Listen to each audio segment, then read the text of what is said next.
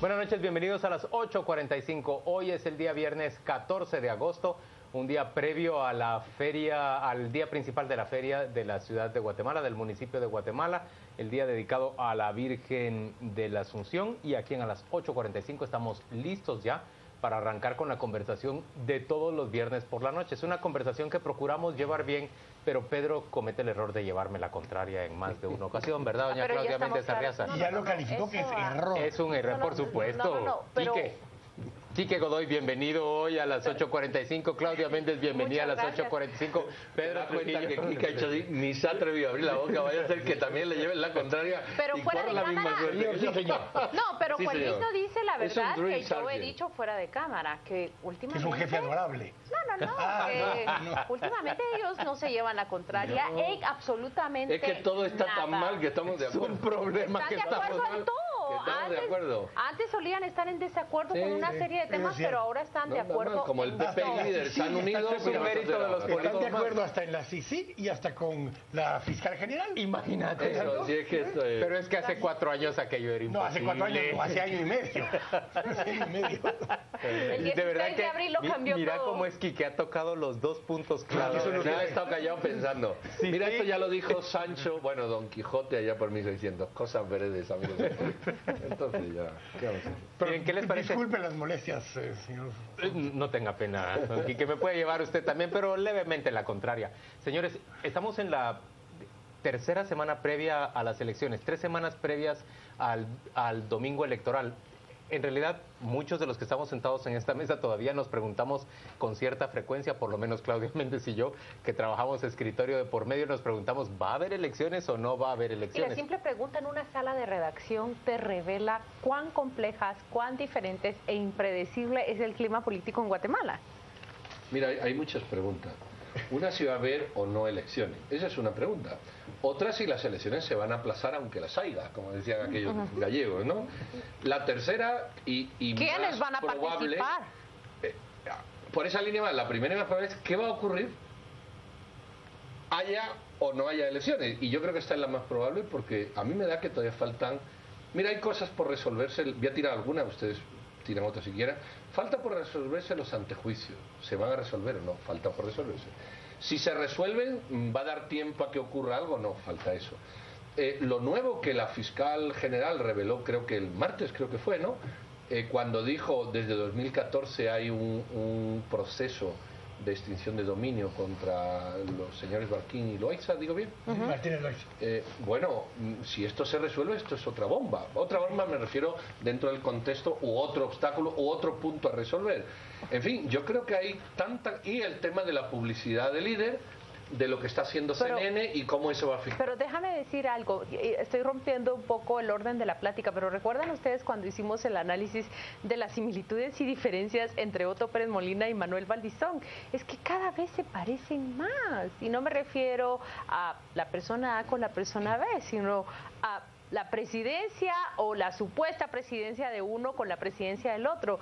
Miren cómo Roxana Beldetti fue sometida a todos esos procesos de extinción de dominio. Lo mismo sucede con Edgar Barquín. Lo único que cambia entre uno y otro es que uno va de salida y el otro quiere llegar a la entrada. Señores, Yo lo único que veo, Juan Luis, con todos estos dilemas es que más que dilemas son deseos de algunos, Eso es muy cierto también. porque en el sentido de que en principio, y si ves legalmente lo que está enfrente y sobre la mesa, pues no hay ninguna razón por la que legalmente no dejen de haber elecciones. Legítimamente, que es otra discusión, o los deseos de algunos, esa es otra discusión. Pero cuando ves incluso las encuestas, incluso pues esta encuesta de Prodatos, donde pues dice que el 72% de la población de Guatemala dice que ¿Va a ir a desea votar? que haya Que debe haber y elecciones. van a ir a votar. Y entonces te empieza a generar que muchas veces es el entorno específico de uno el que puede tener más predisposición para alguna posición o no. bueno, pero yo al margen de mi entorno, yo creo tener una opinión al respecto. A ver, Por supuesto. en términos concretos, yo sí veo que estamos metidos en un proceso político electoral, en un modelo electoral y en un sistema político que Distinto. se ha vaciado de legitimidad, que necesitamos recomponerlo de fondo.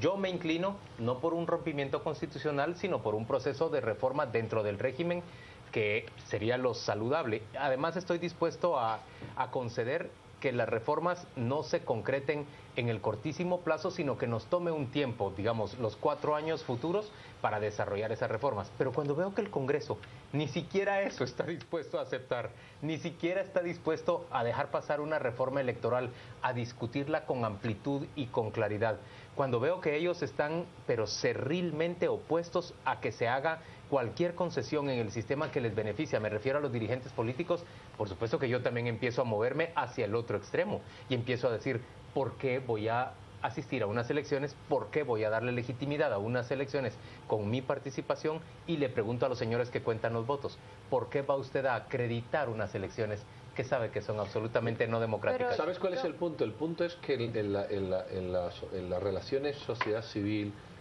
sociedad política, es decir, Estado ciudadano, hay unas normas de juego, que es el planteamiento que tú haces. Y desde esa perspectiva que tú dices, tú tienes razón. El tema está en que yo creo, y cada vez creo más, la postura que Juan Luis apunta.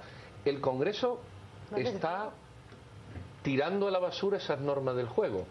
Entonces, cuando el órgano que legisla la petición que se le traslada de la ciudadanía, de mire, hagan una reforma, no queremos más tráfuga, A, B, C, D, E, resulta que el Congreso dice, no lo hago, pero no solamente no lo hago, ¿verdad? Que es lo que hemos comentado en algún momento, es que voy a hacer exactamente lo contrario, no solamente los tráfugos, no. Promover echar a la CICIG. Correcto, claro, y dice, no, mire, y además voy a quitar a la CICIG, al Ministerio Público, porque me está acusando a mí en el sistema legal que tú decías. Pero Pedro, entras en una espiral peligrosa. Yo también tengo una opinión. Considero, como usted dice, que muchas veces son deseos, y la política, recuerde usted, que se basa mucho en la emoción. El voto de por sí es muy emocional, pero aquí lo que yace en el fondo es que nosotros hemos despertado y decimos, no queremos una democracia únicamente de nombre. Podemos cumplir con todas las reglas, con todo lo que está escrito, pero eso no nos hace vivir en democracia. Podemos cumplir, como dicen todos los sectores más conservadores, de que sería anticonstitucional, de que no está escrito en la ley lo de suspender, prorrogar, pero eso no nos hace vivir en democracia. Solo déjeme concluir, por favor. Podemos cumplir con todas las formas y seguirnos engañando que vivimos... Pero llevamos 4 elecciones seguidas que son igual de ilegítimas que esta. La única diferencia que hay hoy... Y porque llevamos 4 debemos irnos a una quinta. Pero lo que tenemos que entender es que, de todos modos, tratando de resolverla de golpe y porrazo para esta elección, no se resuelve el problema de fondo. Es que no necesariamente tiene que ser de golpe y porrazo. No, pero es que es el planteamiento de algunos. Yo no estoy diciendo que sea el suyo. Pero hay extremos, y hemos discutido un par de veces en Twitter con Juan Luis, con otros en el ambiente. Hoy lo hacíamos con Carla Caballero. Interesante discusión. De que hay una dinámica, porque yo estoy de acuerdo con que no hay democracia, pero no hay democracia desde hace 5 elecciones. Lo que ha habido, yo le he denominado de una forma, otros le dicen democracia patrimonial, como le dice Philip, es una pistocracia, donde el que ha ganado es el que más recursos tiene. Y lo que ha cambiado radicalmente en las últimas 2 elecciones es quién es el que más pisto mete en las elecciones. Las últimas 2. Las últimas 2, especialmente las últimas 2. No, las últimas 2 cambió. Yo diría que solo la primera o la segunda se llevaron a cabo con unas reglas diferentes. No, ni en ninguna. Desde la primera ganó el que tenía más recursos, y ese era el sector privado que lograba colocar más plata. En las últimas 2 lo que cambió es el que más plata mete al sistema es la corrupción y el crimen organizado. Pero desde la primera elección de Vinicio Cerezo, el sistema ha sido un modelo que el que más recursos le mete es el que gana la elección. Yo admito parcialmente tu argumento, pero si en este momento ya hemos nosotros cobrado conciencia, lo lógico es que querramos enmendarlo. Sí, por supuesto, pero mi punto es que no se enmienda de aquí al 6 de septiembre. No. Va a ser un proceso que nos va a durar por si, lo menos una o 2 elecciones Pero si yo te planteo a vos, dentro de las reglas constitucionales, vamos a una reforma electoral en el corto plazo, que solo se va a poder aplicar parcialmente ahora y el resto vamos a tener que esperar a 4 años. Pero por lo menos vamos a eso, y ni siquiera eso nos están queriendo conceder. Porque eso es equivalente a decir el futuro puede esperar. Pero hay más cosas aquí que no ha habido ninguna elección. Ahora. Sí, el futuro no se construye dentro de 6 meses. No ha habido ninguna elección. Su planteamiento es ese, el futuro puede esperar. No. El planteamiento es que esto no es qué bueno que vino Quique, Pedro, y que tenemos a alguien a quien llevarle la contraria. No es una carrera de 100 metros. Y hasta me siento que la balanza está desequilibrada acá. Tú no puedes cambiar las cosas como tú dices de tirón, pero sí hay cosas que se pueden cambiar para esto. Pero hay una cosa más en este proceso, o 2 cosas más en este proceso, que hemos obviado. Una, la apunta Juan Ley, la conciencia ciudadana. Eso no ha habido en los anteriores. Y otra cosa súper importante, que es que los diputados tradicionales están acusados de corrupción y lavado de dinero con pruebas encima de la mesa y la justicia está actuando. Por supuesto. Eso es muy importante porque esos ingredientes sí le dan una cierta velocidad, caracterización, lo que tú quieras, al proceso. Lo que no podemos hacer ahora, de aquí a diciembre, es una asamblea constituyente para cambiar. Sería un error. No. Estoy de acuerdo contigo. Porque las prisas son malas consejeras. Tampoco queremos reformas express. De acuerdo. Ya está allí. De acuerdo. Ahora, cosas que yo creo que ha habido consenso social. Lo pongo, no sé si en esta ha habido o no, pero va, validez del voto en blanco, por poner un ejemplo, o nulo, o por nadie, o como sea. Ok.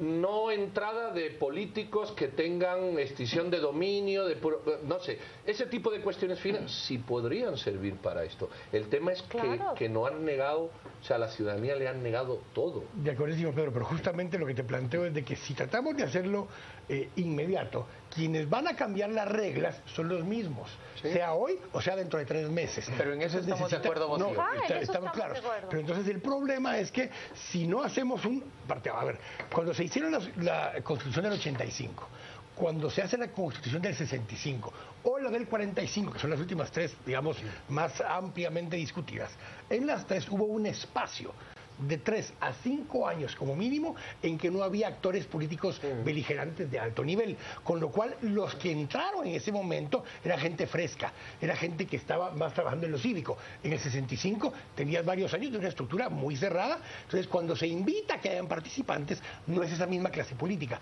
Mi punto es que si se hace algo muy rápido es esa misma clase política pero hay la un que riesgo, va a tomar control. hay un riesgo, es que el que llegue, que eso ha pasado en Venezuela y ha pasado en Nicaragua, el que llegue te impide ser Perdón, pero ¿y cómo llegó el de Venezuela?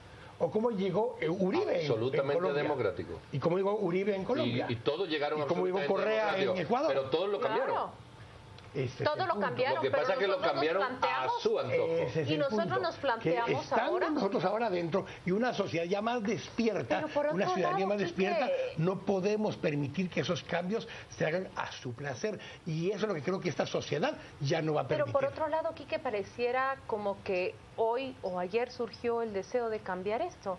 Les recuerdo que fue abril 16 y han pasado cerca de 4 meses. ¿Y cuáles son los cambios que hemos notado de esa clase política? Es lo que dice Pedro. El 16 de abril despertamos ante una realidad donde la corrupción llega, yo no voy a decir hasta la vicepresidencia, hasta la presidencia de la República.